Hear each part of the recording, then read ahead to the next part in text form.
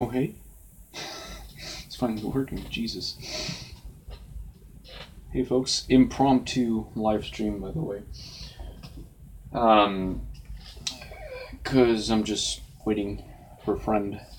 And first thing first, I went to a drugstore this morning to buy some elastics because the last one I had fucking broke. And there's this thing came out, fucking raspberry flavor Coke.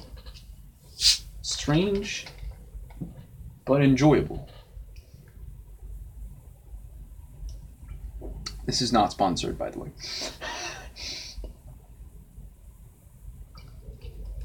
But we're here at my college, and as I mentioned, I'm waiting for a friend so we can hang out. I can't. God damn it. There you go.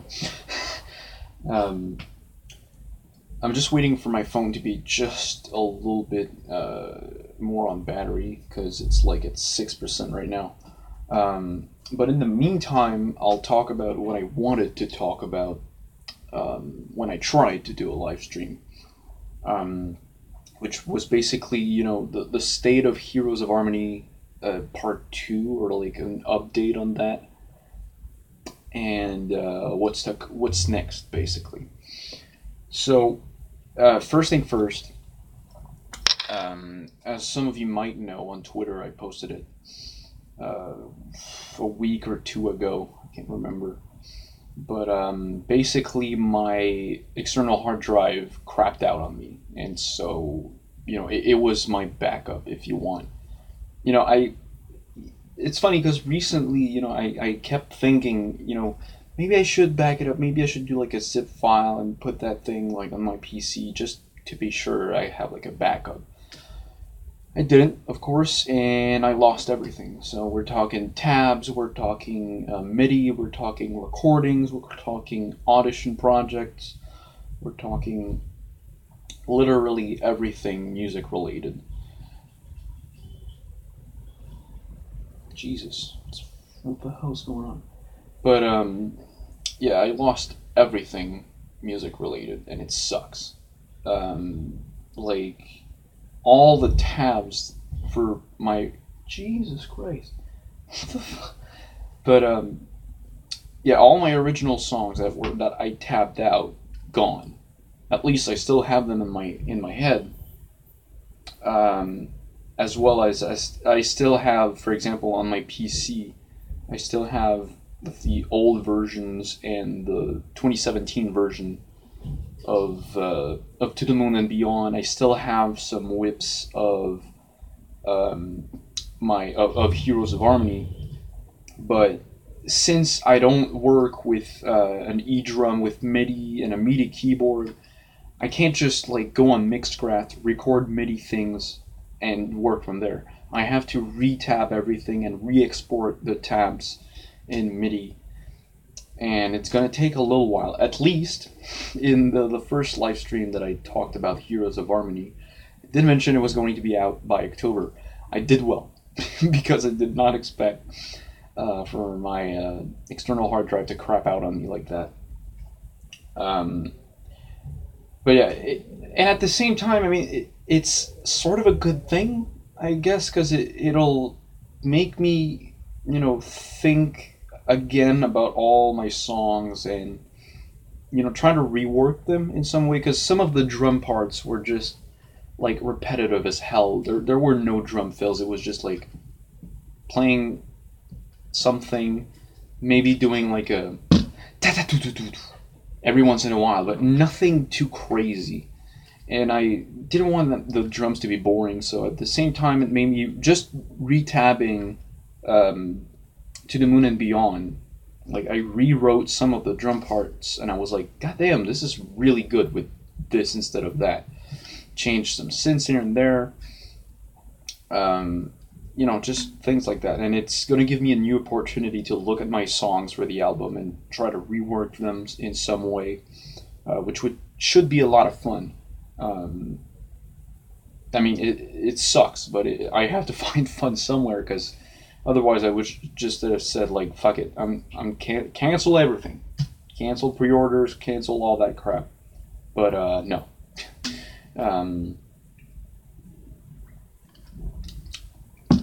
And for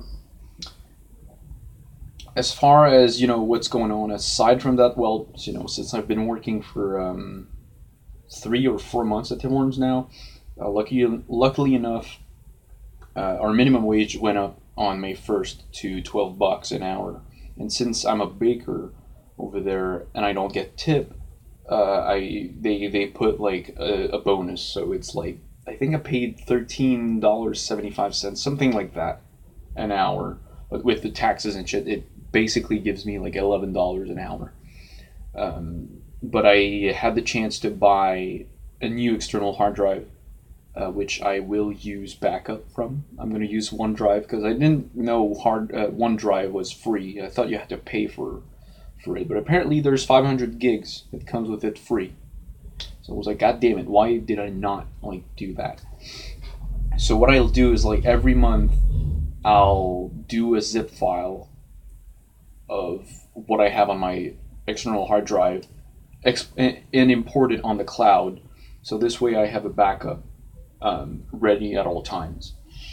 Because here's the thing, my internal hard drive is a 250 gigabytes hard drive, which is not a lot, especially in 2018. We're talking some people have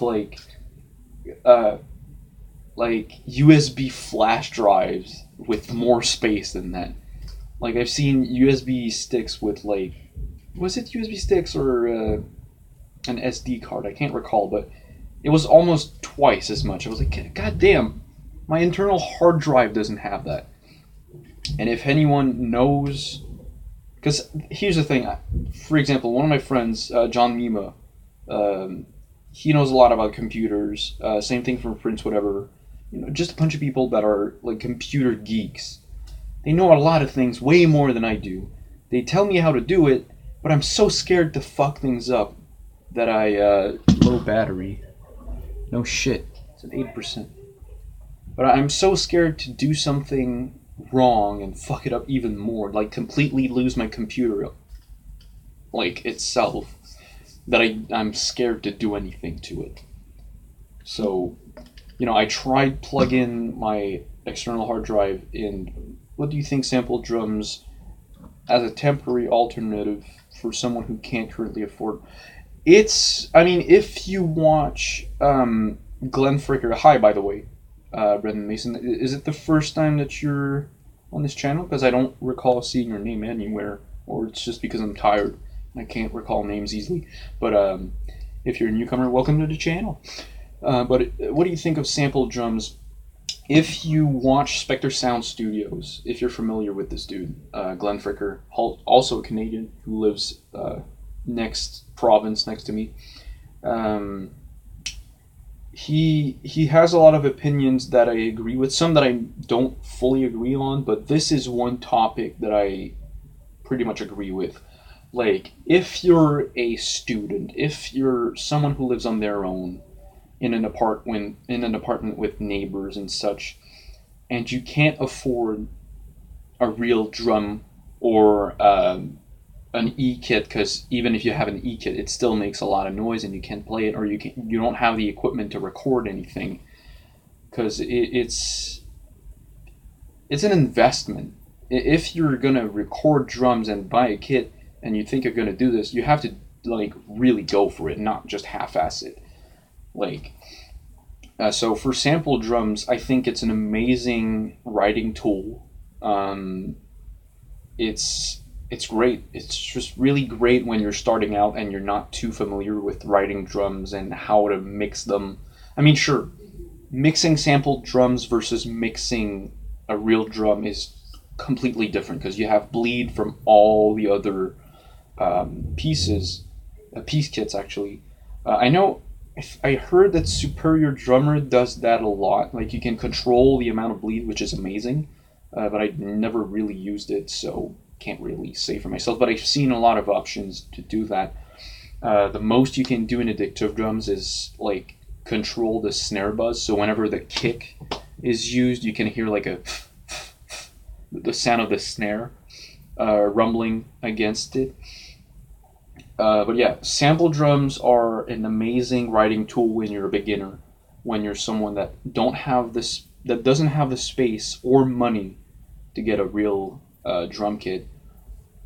What Spectre Sound Studio doesn't like is when big studios or big bands with like huge budget use drum samples instead of like a real drum. I mean, they'll record a real drum with triggers and shit. They'll do one take and be like, hey, whatever, we have what we wanted, we have the recording, and then quantize everything and replace the real kit with samples, which removes the human element in the drums, which is because just using the humanized setting in Mixcraft, just doing that on drums, like I'd select everything and then say humanize and switch like starts, like vary the starts for like 15 milliseconds, so it could start 15 milliseconds earlier or later, and so just that alone made it sound more alive, made it sound more lively. But we're far from a real drum, but still, it's something. It's a little something that makes it sound a bit more alive, and but then again, that's just me. That's my way of thinking. I know a lot of people won't agree with this. I know my friends Sable Symphony and Prince whatever don't necessarily agree with that.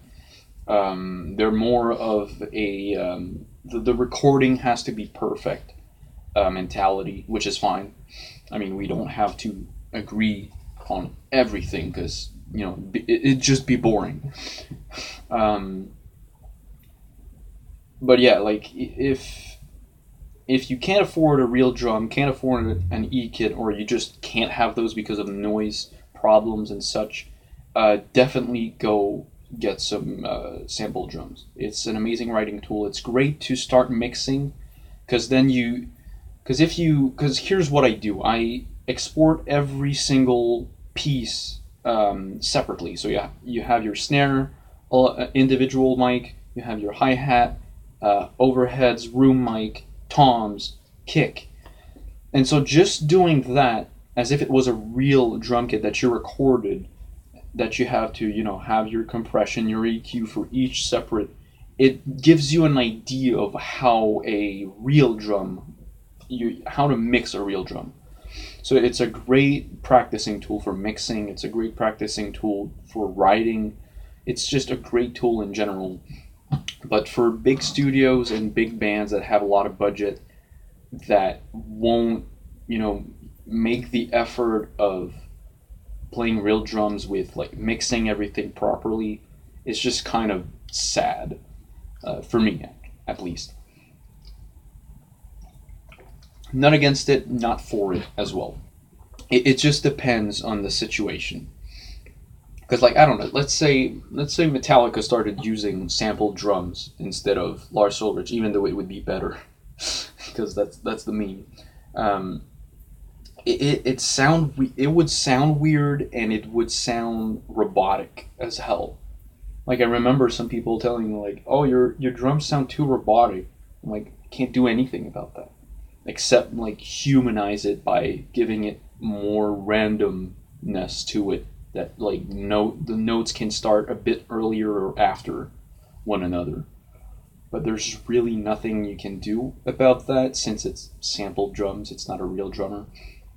But the thing that you can do, if you can't afford a real drum, but you can afford an E-kit, and you don't have any problem with noise and shit, if you can record MIDI from your drums to your PC with your sampled drums patched on your E-kit, record your take, not quantize everything, that's like the best of both worlds, because it's like you're actually playing the drums, but you're using sample drums, but you're actually playing for real.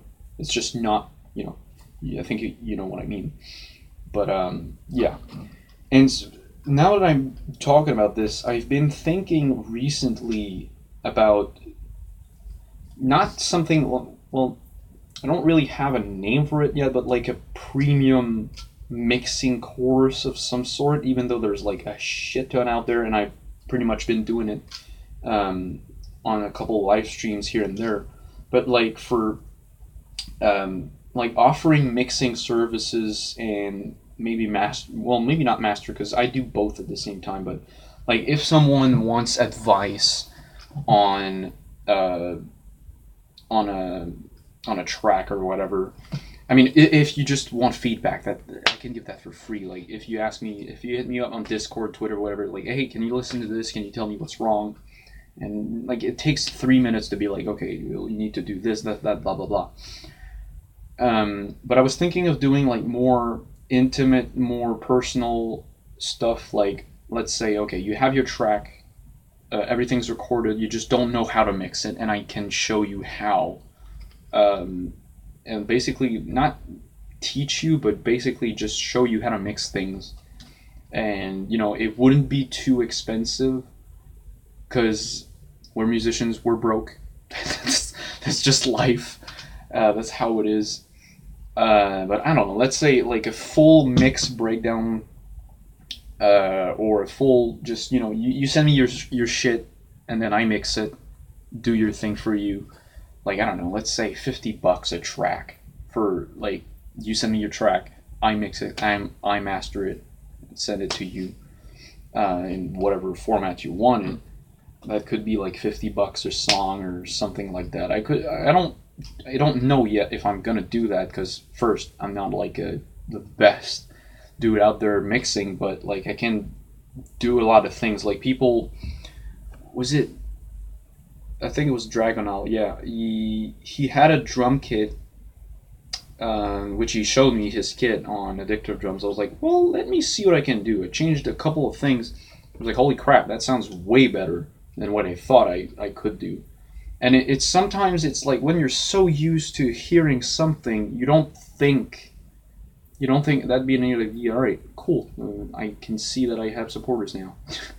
But yeah, I was thinking of doing that for a couple of times recently, and I think it would be a great idea, because I am offering it in some way on my Patreon, but it's like only in the $50+ per month reward, and it's not even like mixing lessons. It's more like, here are my tabs, and here are a bit of a lesson. But then people could just be like, okay, here's $50, show me this, and then I'll be gone. Maybe, who knows? Maybe I'll make a video about it. Because sometimes people they just don't have the time to like learn all this, because there's a lot of freaking things to know in mixing and just music in general. Like just how a compressor works, how EQ works, what frequencies work the best for X instrument, how just the low end. There's a lot to know about. Like, if you have too much in the low end, it's going to sound like garbage, and everything's going to cancel itself out. And, stuff like that. How a gate works, how bus tracks work. Just a bunch of shit like that. Sure, it's out there, but you have to know it, and you have to, like, learn it. You have to look for it, basically. And I mean, one of the first person that I actually learned from was, at least recently, is the man himself, Cyril the Wolf. Not sponsored by my dad. But he was doing like a mixing 100 instead of 101. And he talked about bus tracks and how they work, and I was like, what the fuck? That's how they work? Jesus Christ, it's so simple. Because when you see a compressor, you're like, okay, that's a compressor. How the fuck does it work? Like, what the hell is a threshold? What the hell is a ratio? What the hell is a release attack? You don't know these things. You just mess around until it sounds good. But even then, you don't even know if it sounds good, because you don't know what the fuck you're doing. So when, you know, if when put into simpler words, people are like, oh, I get it now. Like, I remember here just doing like a gig upstairs at the auditorium. Someone asked me like, "What the hell is compressor?" Like, I remember during the training he explained it, but I didn't fucking get any of it. So I was like, "Well, this is that, this is that, this is that, this is that." Oh, now I sort of understand. When they messed around, I was like, "Oh, okay, that's simply it." It's just when you use like overcomplicated words, it just becomes a mess. Like I could say your threshold is when it comes in.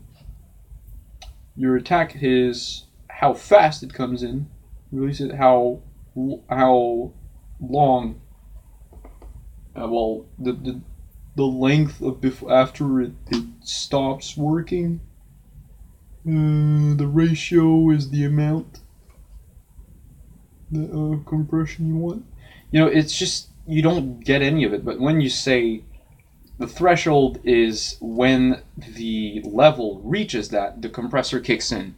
The attack is how fast it'll kick in after it reaches that number. So let's say your threshold is at minus 24. Once it reaches once it goes over minus 24, it takes, I don't know, 5 milliseconds to kick in, and it takes 100 milliseconds to get off once it goes below minus 24. And the ratio is just how hard you want it to be. Do you want it to be soft, like a 1-for-1 ratio? Or do you want it to be super hard, like 7-for-1 ratio? When put into simpler words like that, you're like, oh crap, that's how it works. Cool, now I know. But bus tracks, man, these were a discovery. Like I kept seeing like add bus track. I'm like, this shit doesn't tell me anything. I don't know what the fuck that is. When you learn that a bus track is simply a sub-master track, if you will, that you can control an ensemble of tracks on just one channel. Like you can add like a bunch of effects on that to affect all the other that you send in. I'm doing it fast now, but and of course I don't have like the software in front of me. But visually, it's just like, oh, great! Now I know how to do that, and it saves a lot of time. It saves a lot of time, and when you're on a PC, especially if you don't have a lot of RAM like me, only have 4 gigs. When you use like a reverb bus track, a delay bus track, an effect, whatever, when you use like all these different bus tracks instead of having like one reverb on each track, it saves a lot of RAM, and it makes things so much smoother and so much easier and so much faster. And it's just little things like that that when you don't know them, like you wish you think about it, you're like, how can I do that? And you don't know how. You sometimes you look in the wrong places. You're like, oh, maybe this is it, but it's totally not. Like, I remember when I first started using compressors, it was a train wreck. Like, the threshold used to be fucking, I don't know, like minus 30, attack at like 0, so it would instantly would punch in. Ratio like 3, release time of like 500 milliseconds. It was just stupid. Like for a guitar track, I think, something like that. It was absolutely insane. Now I know that, like, 4 ratio is good enough for an acoustic guitar, let's say. Depending on the level, let's say minus 18 dB. Depending on how hard you pick it and how often you strum really hard, you might check your attack, but most of the time it's like between 5 and 10, something like that. And release between 50 and 100 millisecond, around that. So when I have to do a gig live, or when I have to record a new project here, because most of the time when I come to record vocals, I come here because no one's around at like 9 p.m. And I know how to set my things, and especially for live, because for live, trust me. Well, the first thing first, live and studio events are two complete different worlds. The same basics apply in both, but there are things that you just can't do live that you can do in studio, as much as there's things live that you can do that you can't do in studio. Like, if you're in a big ass venue with like a lot of natural reverb, great acoustic and such, you don't need to add a lot of reverb, or at least not any, on the vocals or on the drums or on anything, because there's so much acoustic things going on that you don't need to add reverb, because if you do, feedback going to start, and the feedback is a very important factor in live things, because you got the acoustic that, you know, the sound is just rebounding everywhere. It rebounds all. For example, BronyCon, the room we played in last year, everything was in concrete, floor, ceiling, walls. The acoustic in that room is absolutely terrible. Like, I can't blame the con staff or anyone for that, because it's just how it's made. But let's say you have a speaker pointing towards you, like a monitor, and you play. You're going to hear your monitor, which is like almost instant. Of course, there's going to be a slight delay, but it's almost inaudible, like 1 or 2 milliseconds at best. But then you'll also hear the rebound that went from the main speakers, that went on the walls, that came back. So there's like, you hear yourself twice, basically. So if you stop let's say you do like a power chord, and then you stop it, you're gonna hear it like come back afterwards. You're gonna be like, what the fuck is this? In studio, you don't have that, because you're in a room with your headphones, nothing's happening.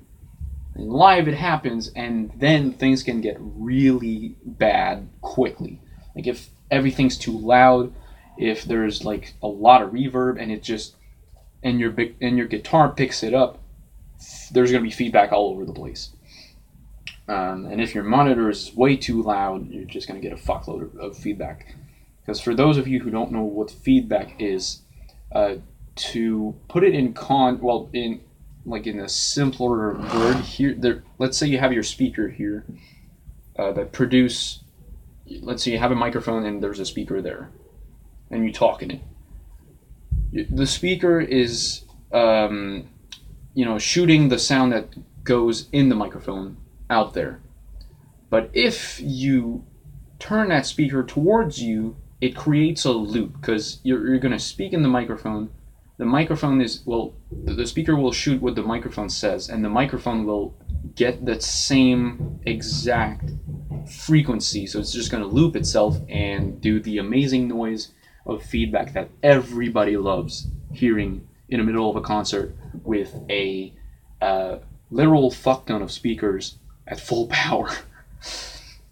Like, I remember it happened here at a gig that happened recently. I was both on stage playing and like the sound guy at the same time, but I forgot to turn off to lower the sound for my monitors, and so as soon as they turn it on, because I was like, okay, turn on the monitors. As soon as they turn it on, massive fucking feedback, because they were next to the microphones. I was like, oh my god, Jesus Christ, they were freaking out.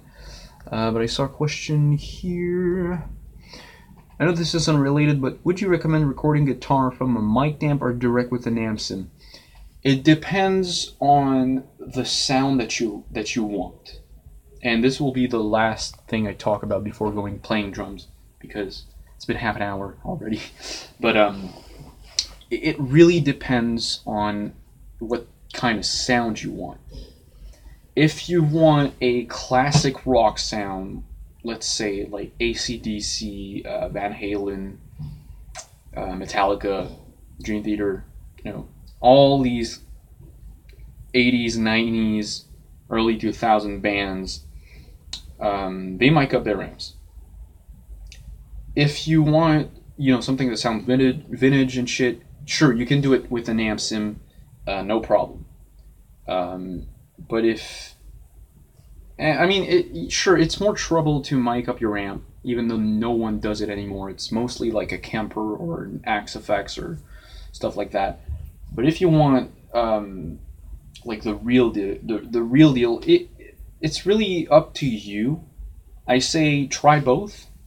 If you have the chance, like if you have like a 4x12 cab or a 2x12 cab with, I don't know, whatever amp you're using, try miking it up, see how it works. There's plenty of tutorials out there to show you how to mic up your cab.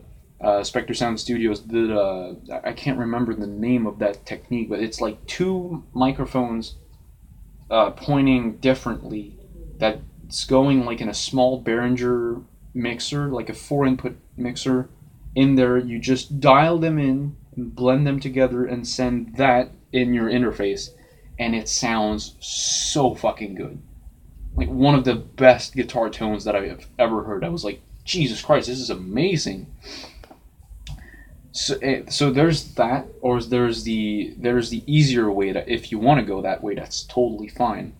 Which is using an amp sim, either using like a DI straight into your interface, or you know, using a Kemper or an Axe effects and all the other crazy units out there that I still don't own because I'm broke and I have yet to play with.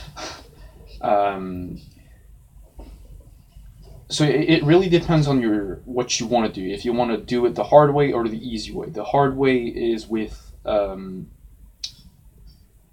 miking a cab, dialing your tone on the amp, placing the mic correctly, not moving it every take. Because if you move it, you're not going to get the same sound. And it's crazy. Like, we're talking like if you move it just a centimeter away, completely different sound. So yeah, you can go through the troubles of recording a mic, to mic a cab, or simply use an amp sim on your PC. And there are a lot of great amp sims and a lot of great cab impulses. For me, if I had the money, of course, I'd get like a real, like fucking legit amp. And I'm broke, so I'm using my Zoom. And the Zoom pedal is great for live. But, and again, live versus studio, two different things. Because like if you have an Axe effects, or if you're using amp sims on your PC, if you want to play live, you're going to have to think of how you're going to hook this up live. Like, are you going to bring your laptop with like your interface that goes like from your interface to your laptop and from your laptop to the mixer? You're going to have to think about that. Or you get an amp. You can use both. Like, you can use like an amp for a live. Try to get like similar tones from your amp sim and from your real amp. And use your amp live and use your cab sims for studio, because at the end of the day, like a live performance, it says in the word, it's a performance. It's almost like you have to put on a show. So the fact that it doesn't sound like the album makes it like unique, if you want. And that's what I love about like playing live. Like, it's a one-shot. It's a one-shot playthrough of whatever you're playing. It's not like, oh, I messed up here, we're starting over. Or like, let's go back 4 measures before and start playing again. It's a one-shot, let's go from start to finish, one shot, let's do it. And this is what I like, because you can get a bunch of different things. You can try to improvise something that you didn't try before, and maybe you'll come up with new ideas. And it's really cool that way. But yeah, it's all down to taste, and it's really up to you on all these different things.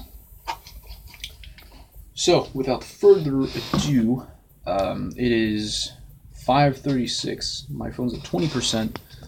We're all good.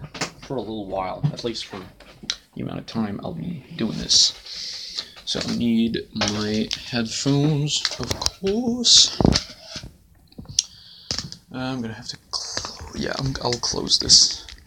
Oh yeah, I need to bring this piece of garbage. Boss Metal Zone. This is my phone stand. It's amazing how it works. Just put it between the knobs and the pedal, and it's there. It works.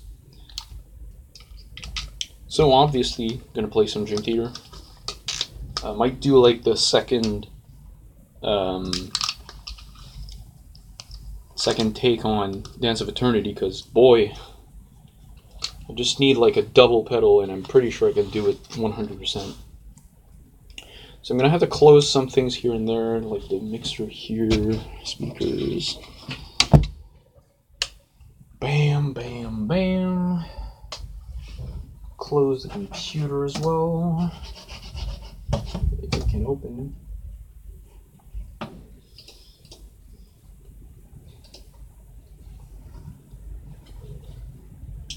Shut down.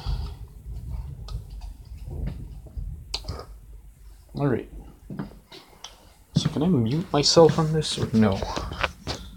I don't think I can. Anyways, in the meantime, I'll just put my phone in my pocket and we'll go from there. So, we'll be right back.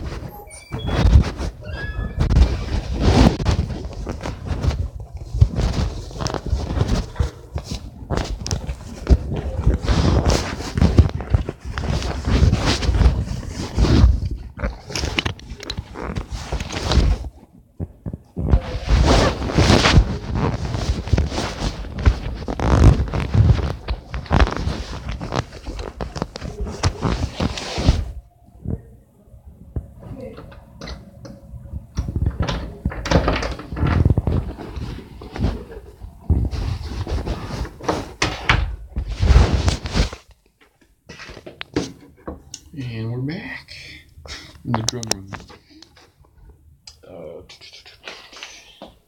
Crap. Yeah, that works. Oh yeah. Oh yeah, boy. Alright. So this here.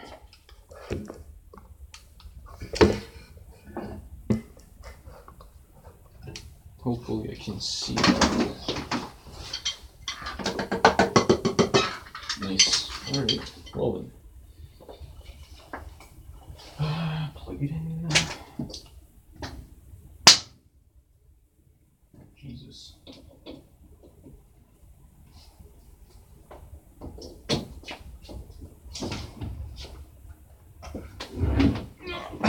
God damn.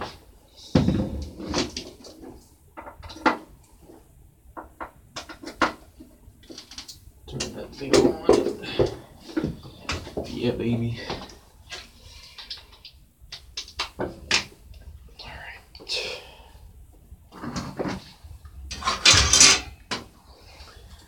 Jesus Christ. And let me mention that I don't have a double pedal. And I'm limited to 2 cymbals, 1 hi-hat, 3 toms. And these fuckers keep rotating, so I need to like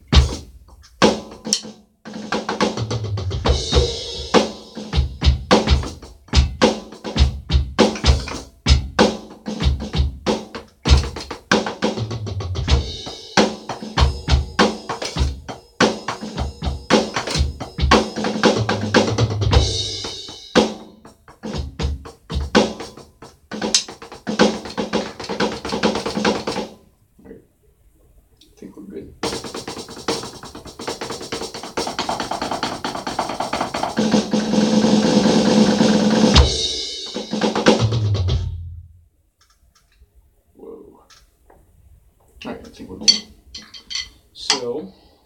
play fucking meme theater.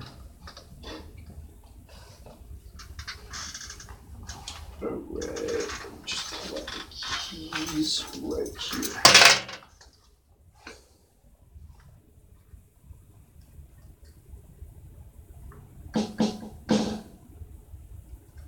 Alright.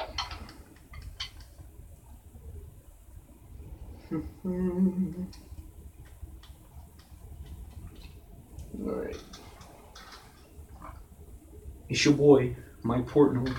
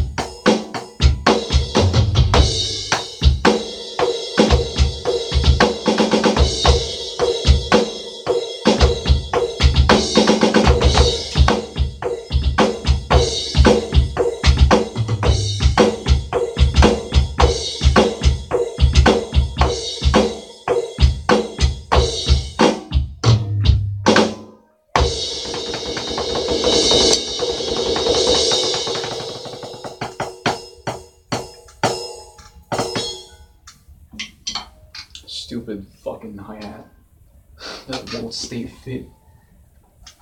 Oh, Jesus Christ.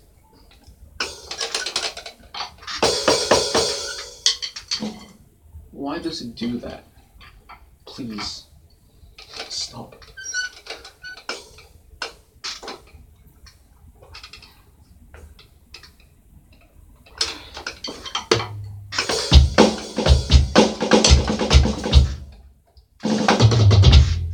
Alright. Let's do something from Train of Thought. Don't do that, please.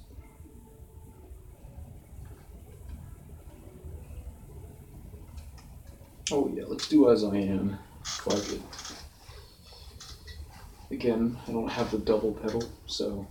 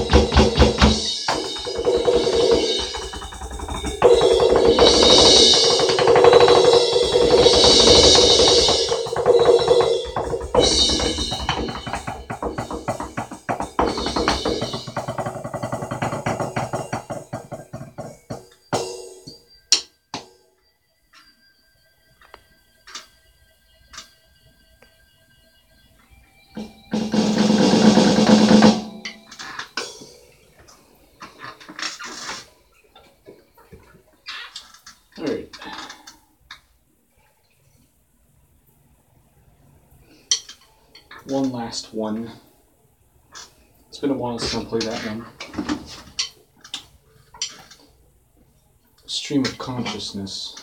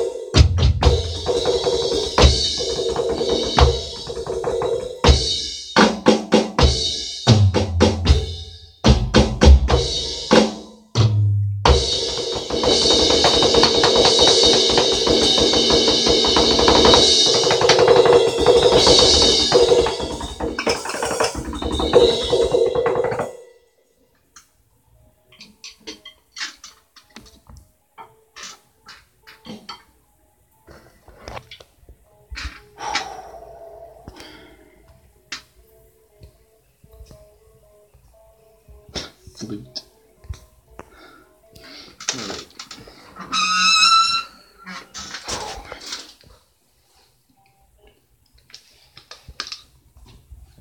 Great. Alright, this was fun. I'll see you guys soon, I guess. I don't know when, but soon. I love playing drums, as you can see. Yeah, so I'll see about that that thing I talked about earlier for the mixing thing. That could be neat. And